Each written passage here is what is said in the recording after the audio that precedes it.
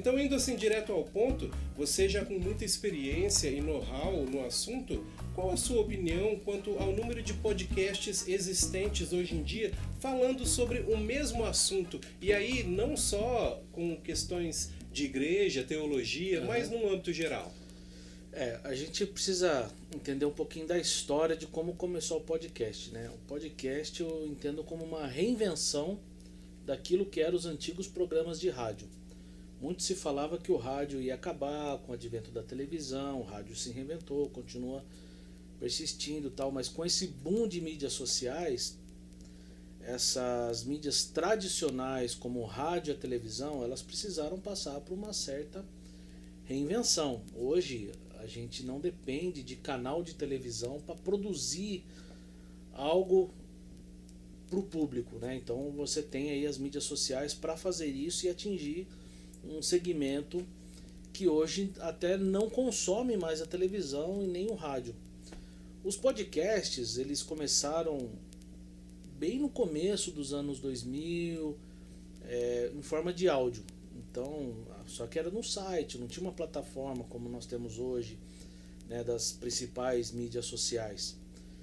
Mas ela foi se reinventando, começou a introduzir a questão da imagem. E quando começou a pandemia, foi quando a questão do podcast ela estourou para valer.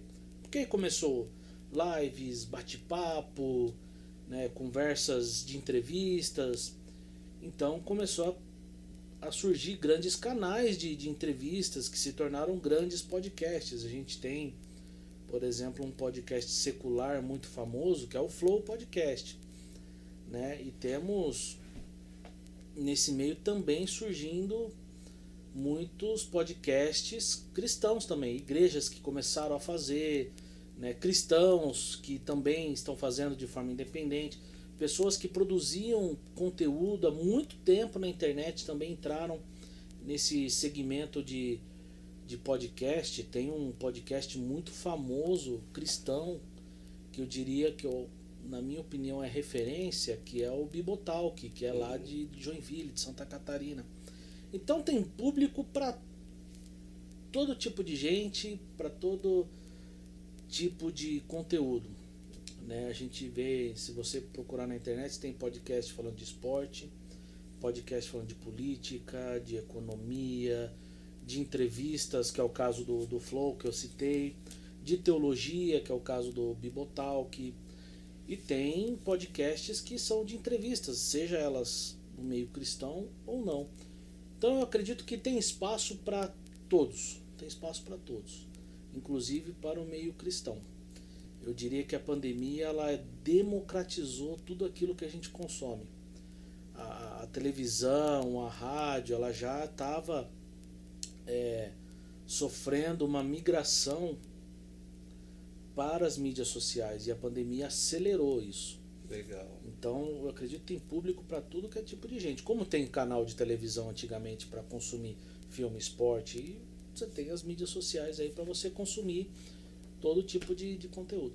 Ainda mais agora falando talvez um pouco mais nichado aí, né? Falando um pouco na área da teologia. A teologia também abrange são muitos aspectos, né, que abrangem a teologia, né? São muitos pontos de vista, né, que se existe sobre a teologia. Sim. Então, campo existe para todo mundo. Por exemplo, né? O Bibotalk, que é o de Santa Catarina, que inclusive é um pastor que é da Onda Dura.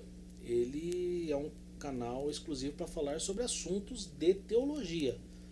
Então, lá você quer procurar um podcast sobre calvinismo? Lá tem. Ele hoje já tem mais de 500, 600 podcasts já produzidos. Então tem tudo que é tipo de assunto envolvendo teologia.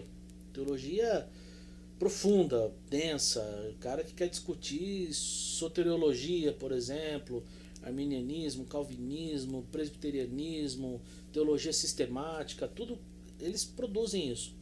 E tem gente que quer alcançar um outro nicho, que é conversas pastorais. Outros querem ter entrevistas, por exemplo, a própria Igreja Presbiteriana Central de Campinas, que é a que você tem servido, ela faz toda terça-feira, apesar de ser uma live, é uma espécie de podcast de entrevistas, que trata um tema específico, que traz um cristão, um profissional de uma área específica e é uma espécie de podcast também. É verdade, pode depois até acabar tendo cortes, né, para ser lançado nas mídias sociais, né? Vou dar essa ideia pro pastor Dado.